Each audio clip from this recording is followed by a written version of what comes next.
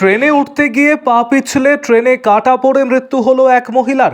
সোমবার সকালে ঘটনাটি ঘটেছে মালদার চাঁচল থানার মালাহার রেল স্টেশনে। রেল পুলিশ সূত্রে জানা গিয়েছে মৃতার নাম মমিনা বেওয়া। তার বয়স আনুমানিক 63 বছর। তিনি মালাহার গ্রামের বাসিন্দা। এদিন Katihar Malda court up passenger ট্রেনে উঠে শামসি যাওয়ার কথা ছিল তার। ট্রেনে উঠতে গিয়ে পড়ে মৃত্যু হয়।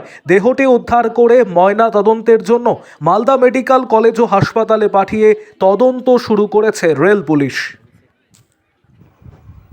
আরও আপডেট থাকতে আমাদের ভিডিও শেয়ার ও ফেসবুক পেজটিকে লাইক করে ফলো করে দিন।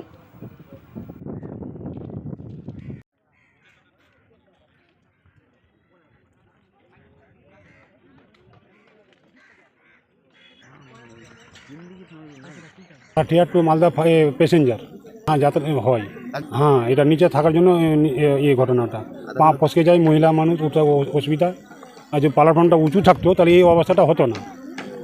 প্রায় 2.5 থেকে 3 ফুট উঁচা ইটা আপনার ট্রেনের সিঁড়িটা। এর আগে সংসদে এসেছিল খোকেন মুর্মু সাহেব, ও বলেছিল যে এটা প্ল্যাটফর্মের কাজ করা হবে, এখানে ওভারপুল ব্রিজ করা হবে, আপনার শৌচালয় করা হবে, পায়খানা বাথরুম যত কিছু জলের ব্যবস্থা করা হবে। এখনও অবধি সারা হয়নি, প্রায় 1 বছর বলা হয়ে গেল, এখনও কোনো ব্যবস্থা হয়নি। এখানে আপনার গরুন থেকে আসে, নাজনগর থেকে আছে, জিদারপুর থেকে আছে, ধানগাড়া থেকে আসে, কাশিমপুর থেকে আসে। অতি শীঘ্র যেন ঠিক মেরামত করা হোক, প্ল্যাটফর্মটা উঁচু করা হোক, শৌচালয় করা হোক, লাইটের ব্যবস্থা করা হোক, আপনার ওই জলের ব্যবস্থা করা হোক। এই বলতে আর এই মহিলাটার জন্য এই গরিব মানুষ, এদের জন্য একটা রেল যেন সুব্যবস্থা করে দেয় একটা।